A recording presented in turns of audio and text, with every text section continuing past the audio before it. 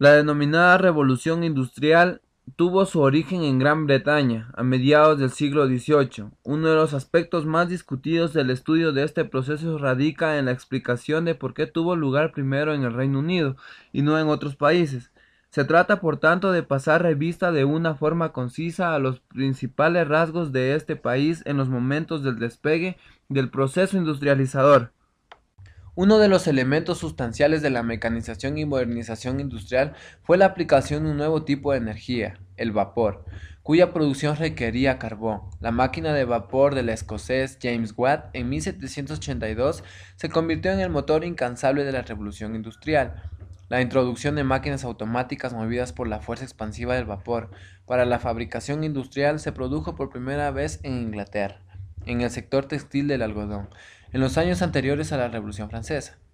Ya se había puesto a punto las principales innovaciones que afectaron a las dos operaciones básicas del sector, hilado y tejido. En 1764 se desarrollaba un mecanismo aprovechando el movimiento de una rueda, accionada mediante una manivela, para obtener simultáneamente varias bobinas de hilo, con lo que se multiplicaba la producción. En 1769 se sustituía la energía humana por la hidráulica. La rueda que accionaba la máquina se movía como una hélice, impulsada por un chorro de agua, dando así el desarrollo de la hilatura del algodón, estimulando la modernización del telar. También en la misma surgió el desarrollo de los transportes como el ferrocarril, el barco a vapor y el desarrollo siderúrgico.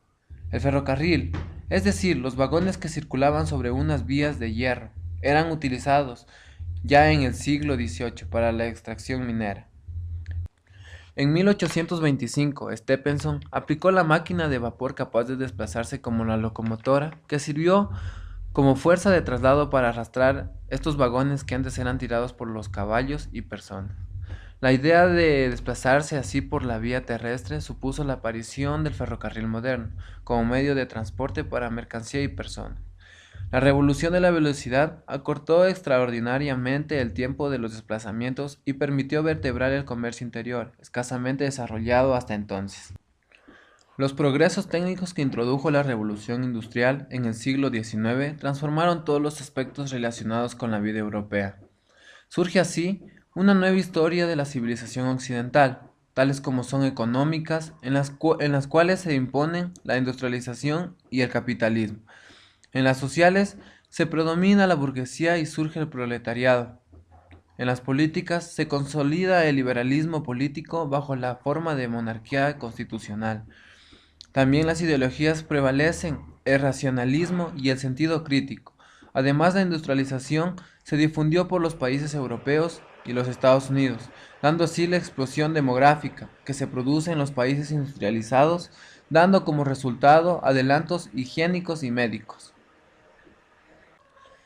El crecimiento de la población benefició a la industria y favoreció la inmigración hacia otros países. La revolución agrícola en Inglaterra realizó notables progresos, introdujo la siembra de plantas de origen americano como el maíz y la papa, estableció las faenas agrícolas, aplicó abonos y fertilizantes, mientras que en el desarrollo comercial se intensificó, por tanto tuvieron los países industrializados que vender mercancías y adquirir materias primas, incrementándose el comercio, las comunicaciones y los transportes. De forma más general, la revolución industrial provocó la industria progreso, la producción se hizo en serie, los precios de los productos bajaron, formando dos clases sociales, la burguesía compuesta por dueños de fábricas y grandes comerciantes, y los proletariados compuesta por obreros. Hubo desempleo, porque con las máquinas no eran necesarios tantos trabajadores. Aumentó la delincuencia. En algunos obreros culparon a las máquinas de ser la causa del desempleo y las destruyeron. Esto se llenó ludismo, porque el jefe de este movimiento fue Ned Ludd. La burguesía explotó a los proletariados. Estos formaron organizaciones llamadas trade unions, sindicatos, para defender sus derechos. Fueron logrando que la jornada de trabajo diario se fuera reduciendo, que se les pagara un salario adecuado y que se le diera derecho a la huelga.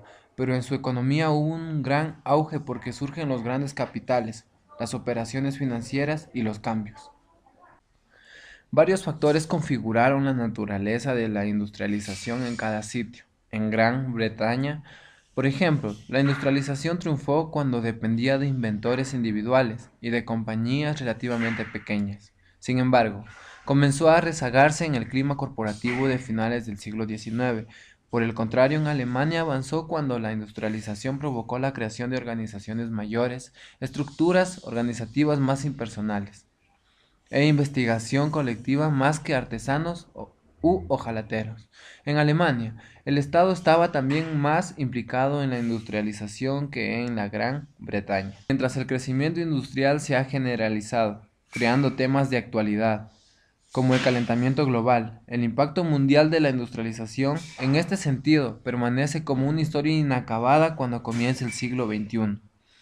Dado el impacto global de la industrialización, es creciente la importancia de que entendamos su naturaleza y sus consecuencias.